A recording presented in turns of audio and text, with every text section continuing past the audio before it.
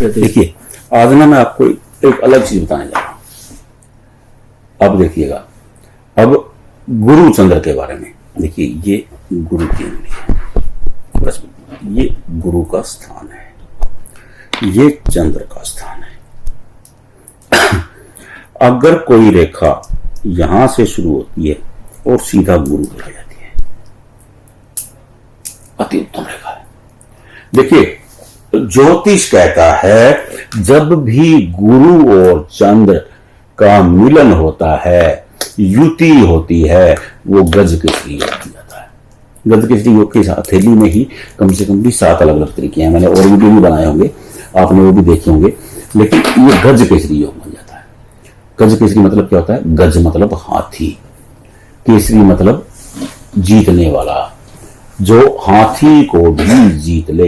देखिए, पुराने टाइम में जब हमारे शास्त्र लिखे गए थे, उस समय में पशुओं की ताकत का पैमाना देखा जाता था, पशुओं को सोचा जाता था। जैसे आज भी हम कोई बिजली का उपकरण लेंगे तो लिखेंगे हॉर्स पावर। हॉर्स पावर मतलब घोड़े की ताकत, कितने हॉर्स पावर का है? 25 हॉर्स पावर का, तो मतलब 25 घोड़ों की ताकत। तो ये वैसा ही है। और गज, उस समय गज हाथी बहुत बड़ा पशु होता है और सबसे ताकतवर पशु होता है। उस पे कोई बंदा जीत लेता है तो वो आप सोच लीजिए, उन्होंने हाथी को किस लिए रखा? क्योंकि किसी भी परेशानी के लिए, हाथी को एक परेशानी के रूप में समझिए और केसरी को एक विजेता के रूप में समझिए। जिसकी चंद्र से कोई रेखा निकल करके बृहस्पति पर चली गई, उसके सामने हर परेशानी बोनी हो जाएगी। नंबर 1। नंबर 2, ये राजयोग की श्रेणी है। ऐसे लोग बैठे बैठाए राजा की तरह जिएंगे। जो इनका ब्रेन होगा ना, वो इतना शार्प हो जाता है। बाबा कहेंगे कि ब्रेन क्यों शार्प हो जाता है? ब्रेन की बात कैसे आ गई? ब्रेन की बात बताता हूं आपको। ये क्या है? बृहस्पति। बृहस्पति क्या है? ज्ञान। चंद्र मिल गए साथ। चंद्र क्या है? मन। अब जब इंसान ज्ञान और मन मिल जाएंगे, शार्प होगा कि नहीं? उस तर्क को समझिए। तो ऐसे लोगों का जो बौद्धिक ज्ञान है ना, वो बड़ा लाजवाब होगा। और ये अपने बौद्धिक ज्ञान से जिंदगी में जबरदस्त अचीवमेंट हासिल करते हैं। ये पॉलिटिशियन के हाथ में पाई जाती है। आला दर्जे के जो लीडरशिप गुण है जिसमें, उनकी हथेली में ये रेखा पाई जाएगी। ये रेखा अपने आप में विरली रेखा है। ये रेखा जिसकी भी हथेली में होगी, वो राजा की तरह होगा। आप उसको पार नहीं पा सकते। ये जो भी फैसला लेगा ना, ऐसा गजब का फैसला लेगा। अब अपनी हथेली में देखिए। अब अनेक मौकों पर मैं देखता हूं, पता क्या हो जाता है, ये रेखा ऐसे नहीं बन पाती है। ये रेखा आपकी भाग्य रेखा मान लो, ये भाग्य रेखा है, ये भाग्य रेखा। इसमें से एक रेखा निकल करके राहु स्थान से यहां बन जाती है। ये भी राजयोग है। क्योंकि पता क्या हुआ, ये राहु और बृहस्पति का मिलन हो गया, उत्तम दर्जे का है।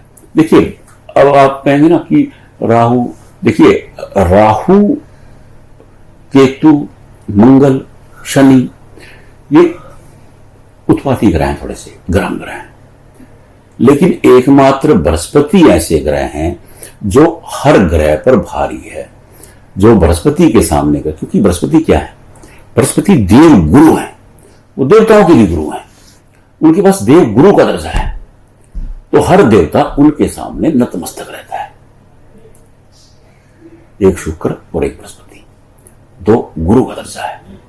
शुक्र क्या है? ये शुक्र का स्थान है। शुक्र दैत्य गुरु है, लेकिन गुरु है। देखिए, एक बंदा फिजिक्स का टीचर है, एक बंदा केमिस्ट्री का टीचर है तो दोनों ही टीचर। अब स्टूडेंट, उनको जो स्टूडेंट मिले वो उन्होंने उनको पढ़ाया, जो उनको मिले वो उनको पढ़ाया। गुरु का मतलब है पढ़ाना, आप ये समझ लीजिए। तो शुक्र और बृहस्पति 2 ऐसे ग्रह हैं, इनके सामने कोई भी ग्रह ज्यादा सबलबाजी नहीं करता है। और ये उस ग्रह, अगर वो ग्रह सीधा उसको बृहस्पति देख रहे हैं तो वो सीधा जाएगा। अगर यहां भी रेखा, अब हमने मिला कि देखिए मैं आपको समझा रहा हूं, आप मिलाते रहिए अपने हथेली में, ऐसी कोई रेखा है आपकी हथेली में, अगर है तो मस्त हो जाइए। चाहे आप झोपड़पट्टी में पैदा हुआ हो, चाहे आप लेबर का काम करते हो, एक दिन ये योग आपकी किस्मत को चमकाने वाला है। आप चमक जाएंगे, क्योंकि योग ही ऐसा ही है। जिस भी योग में बृहस्पति जुड़ जाते हैं तो वो गजब कर देता है। बस सीधी सीधी बात है, कोई बटपटू करने की जरूरत नहीं है। तो ये बृहस्पति का योग है। आप अपने हथेली में मिला करके देख लीजिए। नहीं मिला पा रहे हैं, आपके समझ में नहीं आ रहा, तो इसी नंबर पे व्हाट्सएप है, व्हाट्सएप कर दीजिए, कोई दिक्कत ही नहीं। हाँ लेकिन पूछिएगा, एक प्रश्न देखिए, बार बार नहीं देखिए, इतना नहीं। आप अपना कोई क्वेश्चन पूछ लीजिए, कोई दिक्कत नहीं है मुझे। आप इस वीडियो के बारे में पूछ लें, वैसे अपनी लाइफ के बारे में भी कोई क्वेश्चन पूछ लें, लेकिन खिच नहीं कि और बताओ जी और बताओ। देखिए मेरे पास समय बहुत कम होता है, अब मेरी भी मजबूरियां समझिए थोड़ी सी। बुजुर्ग आदमी हूं, कोशिश करता रहता हूं कि सबको बता दूं, फिर भी हर संभव प्रयास करता हूं कि जिसने भी मेरे पास फोटो भेजा है मैं उसको जरूर बताऊं। और 1% की कोई फीस नहीं होती हमारे यहाँ। हाँ, अगर आप पूरा हस्तलेख, पूरा विवरण देखना चाहते हैं, पूरी हस्तलेख का विश्लेषण करवाना चाहते हैं, देखिए हम भी, मैं भी पेट है मेरा साथ भी, तो मेरे को इतना ही पैसा चाहिए जितना आप सहज हो। लेकिन ऐसे नहीं बेवजह का, 1% का कोई पैसा नहीं, 2% का कोई पैसा नहीं, आप भेज दीजिए, पूछ लीजिए। लेकिन फिर लंबी मत कीजिएगा कि पहले तो जी मेरा देखो क्या काम नहीं चल रहा, कब चलेगा, बता दिया जी। देखना जी एक बार घरवाली से नहीं बन रही, और चलो भाई कोई बात नहीं, वो भी बता दिया है। देखना जी बेटे का भाग्य कैसे रहने वाला है। देखो ऐसे नहीं ना, ऐसे मत कीजिए। 1% पूछिए, कोई बात नहीं, 2% पूछिए, कोई बात नहीं, आपका हर आदेश सिर माथे, लेकिन लिमिट में, ऐसे मत कीजिए। शुक्रिया, धन्यवाद, राधे राधे।